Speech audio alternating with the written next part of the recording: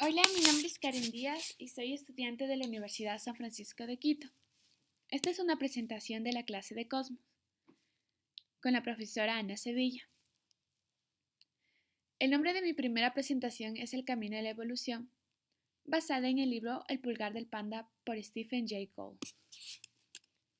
El pulgar del panda. En este libro Gould nos da a conocer la teoría de la evolución a través de ejemplos de curiosidades que se dan en la naturaleza y no son comunes, como es el caso del pulgar del panda. Vale recalcar que Darwin fue el fundador de la teoría de la evolución y defendió la selección natural como su mecanismo fundamental. Los pandas gigantes viven en densos bosques de bambú a grandes alturas en las montañas de China occidental. Los pandas son un ejemplo de evolución, ya que sus antepasados adaptaron sus dedos para la carrera y para poder desgarrar a sus presas. Pero el panda, al alimentarse de bambú, ha desarrollado un dedo pulgar que le permite manipular con destreza los tallos con sus patas delanteras, arrancando las hojas y comiendo solo los brotes. En realidad, el pulgar es un hueso llamado sesamoide radial. Es un pequeño componente de la muñeca, que está enormemente agrandado y alargado hasta ser casi igual de largo que los huesos metapodiales de los verdaderos dedos. El pulgar sesamoide de los pandas es una estructura compleja, formada a partir del crecimiento de un hueso y de la distribución de la musculatura que le permite agilidad. Los músculos se desplazaron porque el hueso hipertrofiado les impedía insertarse en sus localizaciones originales.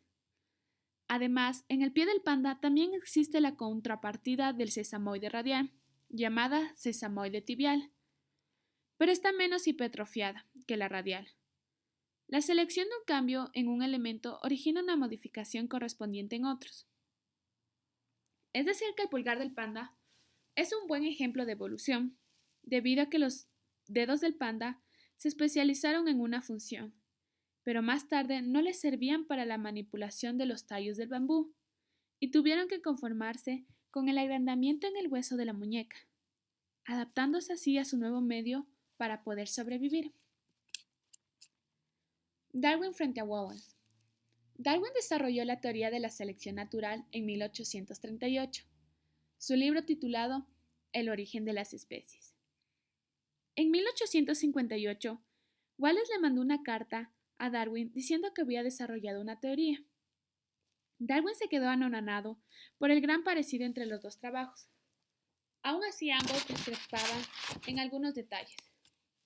Wallace atribuía y apoyaba al cambio evolutivo a la selección natural, pero Darwin defendía que la selección natural ha sido el principal, pero no el único medio de modificación,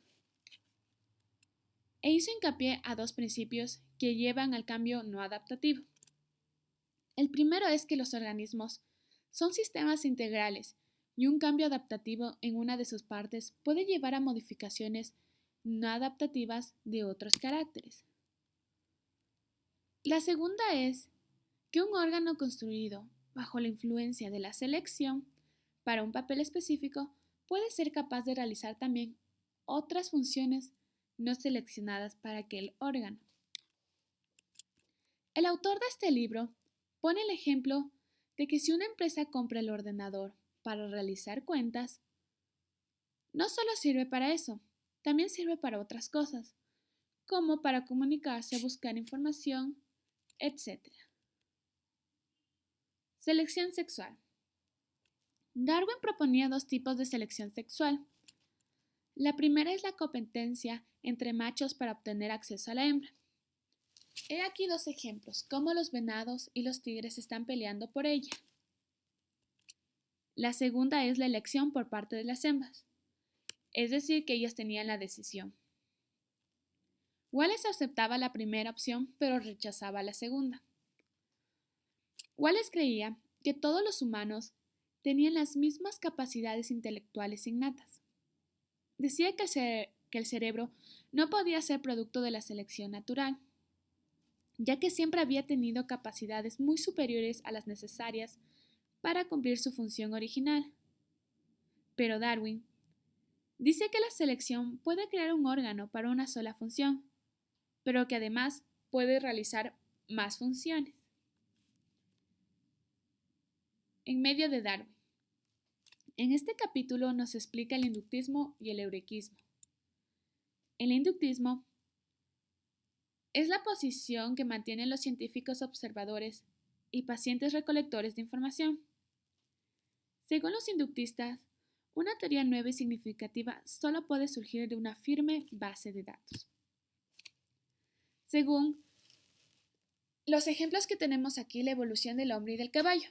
En la evolución del hombre se dice que comenzamos como monos y que con el paso del tiempo fuimos desarrollándonos y evolucionando hasta ser lo que hoy en día somos. En el caso del caballo, fue adaptando su cuerpo, en un principio parecido al de un perro, pero fortaleciendo sus patas para evitar a sus depredadores, fue evolucionando poco a poco hasta llegar a lo que es hoy en día.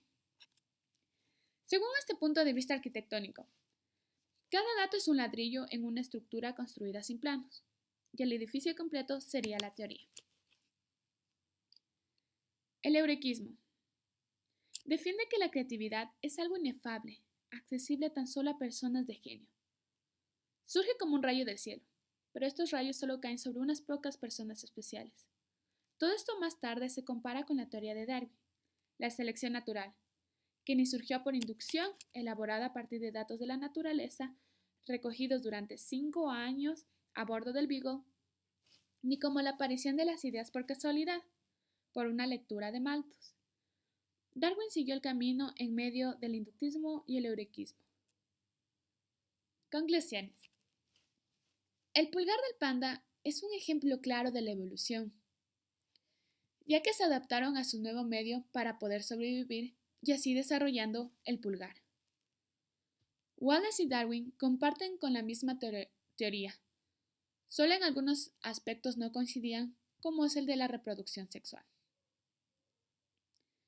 Wallace atribuía todo cambio evolutivo a la selección natural, pero creía que el cerebro no salió de ella, ya que tenía capacidades superiores para ello. Para ello, él cree que hubo la intervención de alguien supremo. Darwin decía que la selección podía crear un órgano para una sola función, pero además puede realizar otras funciones no seleccionadas. Darwin defendió la selección natural como su mecanismo fundamental. Al defender la evolución se refería constantemente a las partes orgánicas y a las disposiciones geográficas que menos sentido tenían. La teoría de Darwin siguió el camino en medio del inductismo y el eurequismo. Espero que les haya servido la información. Gracias, hasta la próxima.